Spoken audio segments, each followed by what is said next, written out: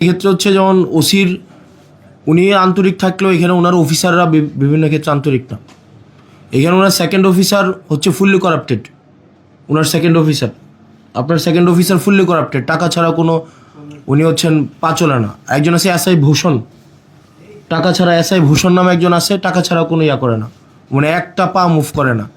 এখন ধরেন আপনি হচ্ছেন ধরতে যাবেন, ধরতে যাওয়ার আগেও থানা থেকে ফোন দিয়ে দিল যে আমরা আসতেছি, তাইলে তো এখানে একটা পিলো পাসিং এবং চোর পুলিশ খেলা হয়। আপনি আপনার যারা অফিসার আছে আপনি ওনাদেরকে ওনাদের সাথে নিয়ে বসেন, এবং এটা না হয় খুব মানে জনরোষের শিকার হবেন আপনারা।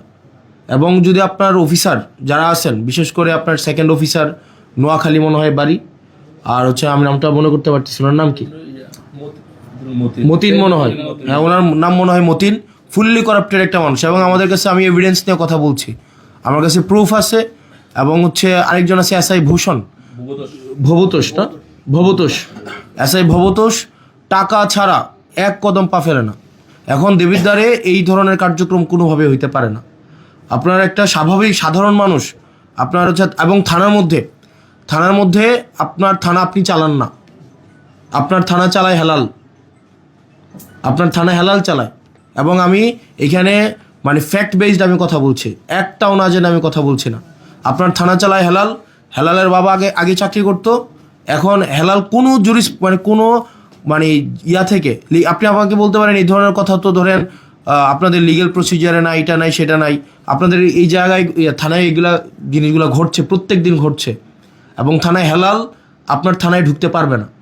আজকের পর থেকে আপনার থানা চালাবেন আপনি, আপনার থানা আপনার আইন অনুযায়ী চলবে, এবং থানার যারা সদস্য তারা হচ্ছে আপনার যারা আইন শৃঙ্খলা বা পুলিশ আছেন, আপনার আন্ডারে যারা পুলিশ আছেন তারা হচ্ছে আপনার থানা চালাবে।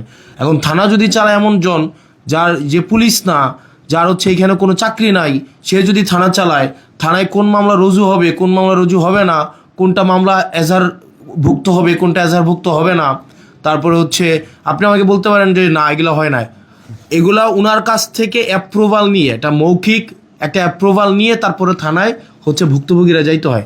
আমি আপনার কাছে যত সহজে যাইতে পারি, স্বাভাবিকভাবে একটা ভুক্তভোগী এভাবে যাইতে পারে না। আমি আপনার কাছে যে সহজে আসতে পারি, একটা স্বাভাবিক ভুক্তভোগী, একটা গ্রামের ভুক্তভোগী, স্বাভাবিকভাবে পুলিশ সম্পর্কে ওনাদের একটা স্টিগমা আছে, একটা ভয় কাজ করে। এটা একদিনে স্বাভাবিকভাবে যে পুলিশ মানে তারা চাচ্ছে তাদের ইমেজ রিগেইন করতে, মানুষের ফ্রেন্ডলি হইতে, এটা চেষ্টা করছে, এবং আমরা এটাকে অ্যাপ্রিসিয়েট করি। কিন্তু স্বাভাবিকভাবে একটা গ্রামের মানুষ যখন দেবিদ্বারে আসে, বরকামথা থেকে, ভানি থেকে, সুলতানপুর থেকে, এটা স্বাভাবিক একটা গ্রামের মানুষ, আপনি যেই কেসের যেই জিনিসগুলো বলছেন এগুলো দেখবেন স্বাভাবিকভাবে অর্থনৈতিকভাবে যারা একটু একটা লিমিটেড একটা পর্যায়ে জীবনযাপন করে, তাদের মধ্যেই কলহগুলো বেশি হয়। আপনি দেখবেন যে অটো চালক, সিএনজি চালক, তারা যখন থানায় যায় দেখা যায় বেশিরভাগ ক্ষেত্রে তাদেরকে হয়রানি করে। এখন স্বাভাবিকভাবে পুলিশের কাছে যাওয়ার আগে কিন্তু এক ধরনের পুলিশ আছে যারা হচ্ছে অচাকরিজীবী পুলিশ, পুলিশের কাছে যাওয়ার আগে, এটা আপনি আপনার জায়গা থেকে এটা আপনি দেখবেন না, এটা যারা ভুক্তভোগী, আমি এটা গত একটা বছর, এটা আমার ব্যক্তিগত জায়গা থেকে, এবং এখানে সাংবাদিক আছে, একজন সাংবাদিক অস্বীকার করতে পারবে না, তারা এগুলো কথা বলে না, আপনারা অস্বীকার করতে পারবেন, এটা মানে এটা সত্য ঘটনা না, একজন সাংবাদিক অস্বীকার করতে পারবে না। এই যে হেলাল এই দালাল চক্র চালাচ্ছে না থানায়, এখানে জাতীয়,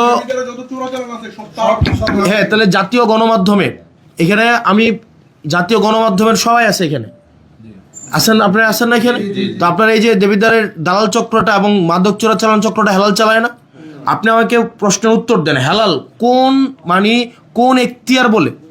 এই মিটিংয়ে যারা আছে প্রত্যেকের একটা নিজস্ব একটা এই মিটিংয়ে থাকার একটা ক্রাইটেরিয়া আছে, হেলাল কোন এখতিয়ার বলে আপনার চৌসীমানার মধ্যে থাকবে, এবং এই বিষয়ে আপনি সিরিয়াস অ্যাকশন নেবেন, এবং হচ্ছে থানাটাকে যেন দালাল আপনার কাছে যাইতে হইলে যেন স্বাভাবিক প্রক্রিয়া মেনটেন করে যেন আপনার কাছে পৌঁছাইতে পারে, এক্ষেত্রে যেন কোনো দালাল না থাকতে পারে, এক্ষেত্রে যেন কোনো একটা ইনফর্মাল কোনো সিন্ডিকেট এক্ষেত্রে যেন না থাকতে পারে। আপনার সাথে মানুষের সম্পর্ক হবে একদম ডিরেক্ট সম্পর্ক, যেটা লিগ্যাল সেই জায়গায় আপনি কোঅপারেট করবেন, যেটা ইলিগ্যাল সেক্ষেত্রে কারো কোঅপারেট করার আপনার প্রয়োজন নেই, আপনার জায়গা থেকে লিগ্যালি যেটা দরকার আপনি সেটা করবেন।